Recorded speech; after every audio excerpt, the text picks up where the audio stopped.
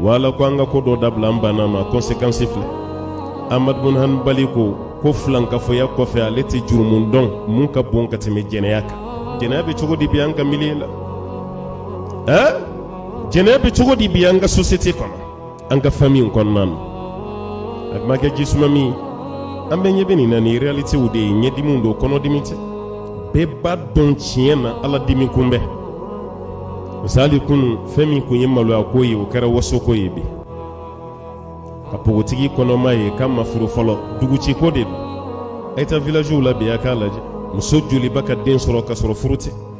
avantiri ma min bora ya kabeta wari nyini na kofe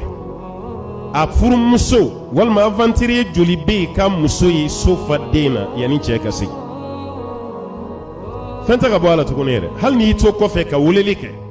aye kuma muso fa yeni barake ma folo mimbi i hakili la sigi ki la sabali o yi fadi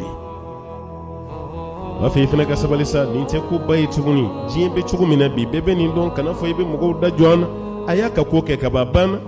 sharia tugu yere ko ni muso yi den soro che ko fe ko deni muso be che tai ni den kura soro ka bayi dimingun yeni me dabla fami kan ka fo denyi ko muso gina kala te tonga du konaya o de ba fo dinga sabali ikelente de dugu fambe ni na akarambe tabulo yi balmo al salama ngante gadimi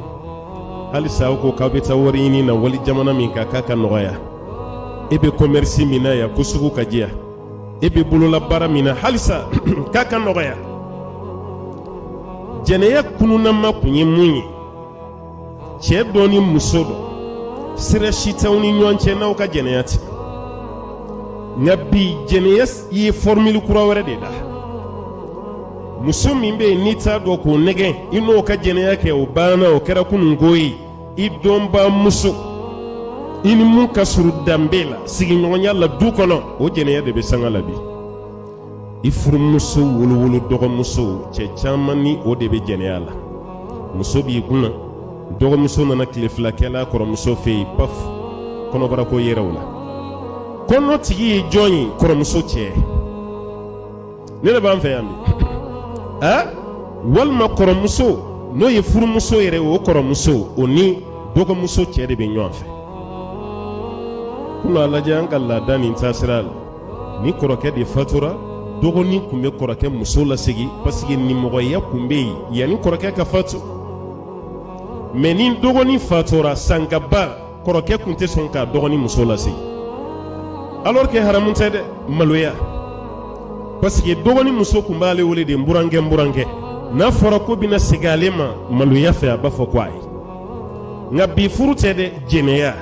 koro keni dogo ke muso bi nyambolo fo kono bara betabwala akwa alisa alakana dimangor société tiena ka du tien ka jamana ci gele be fambe fe bebe kulela aw baka sababu yini woro werela aw bolo ko mun yaw ka solution problème nu mbolu fe ni ya kla keme wo keme na te ko anveya atekuya ka bo cheni musukunda ka ala da korobo aw ma fo cheni musoka senyo ama ni furute ko de jeneyo anta to yere ituguni anta yinche nyogoyi walma yi muso nyogo akara tenede homosexuality ka fanga dola muso fana bi disi gushina fo muso do ka furube sabbi a chebulo parce que ko chenye tanaya lete muso isokono alors que ter muso gwan santere a kamali musulman o de fileni agwa alisa ko sanka na ina fa kadanyi chugun garjige ka jiganga ina fa kadanyi chugun nanyi femi nyina ala fe bi sini ala ko blanga sodala e ma ala sagoke ko ala ki sagoke jenafle kan formulite ali maluyata ala yidugu kunturu de halaki sayidina lutu alayhi salam akajama ka halaki muna ko chawire dama yu wasado nywana na Europe dugu dobe 2018 mebo Europe watimi mata machine nga nyina adugu kele intarai dugu kunwa chamanche pede o ka drapeau de kele no ka dugu bela munumunu ra drapeau te fili la tuguni o de baka flotter dugu fambefe Allah ayoro dola itiga kase almami maudaka dila ikadoye ko ye pede ka tiga jana mina nyakoro o dugu sigi kono be haramiyayima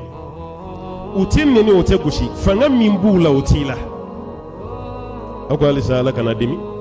ala y'i jamana halaki fɛn min kama o bɛ ka kɛ f'olu ka drapeau k'o de y'an ka dugu fan bɛɛ i tɛ i mɛn bulu jan si ye ni t'u ka drapeau y'a la n'a a man d'aw y'aw fɛ yen a b'an de ka jamana ka yan anw b'a kɛ wa fɛn ti bɔ a la an ka drapeau filɛ yɔrɔ drapeau ko kɔni yɛrɛ ko min na kɔnɔ o bɔra dogo la sa dɛ drapeau ko yɛrɛ ko min na a bɔra dogo la sa dɛ aw ko nin bɛɛ kɔfɛ ko ala ka nisɔndiya aw kɔrɔ ɲɔgɔn tɔɲɔ bɛ yen ɲɔgɔn janfa bɛ yen maa tɛ siran wali nafolo ɲɛ tuguni i tɛ siran wali muso ɲɛ tuguni e mago tɛ foyi la ka fɛn bɛɛ lajɛlen tiɲɛ ta o bɛɛ kɔfɛ k'ala ka garijɛgɛ suru an kan a se bɛ ala ye dɛ mais ala ko liyuziqahum ba'da alladhi amilu la'allahum yarji'un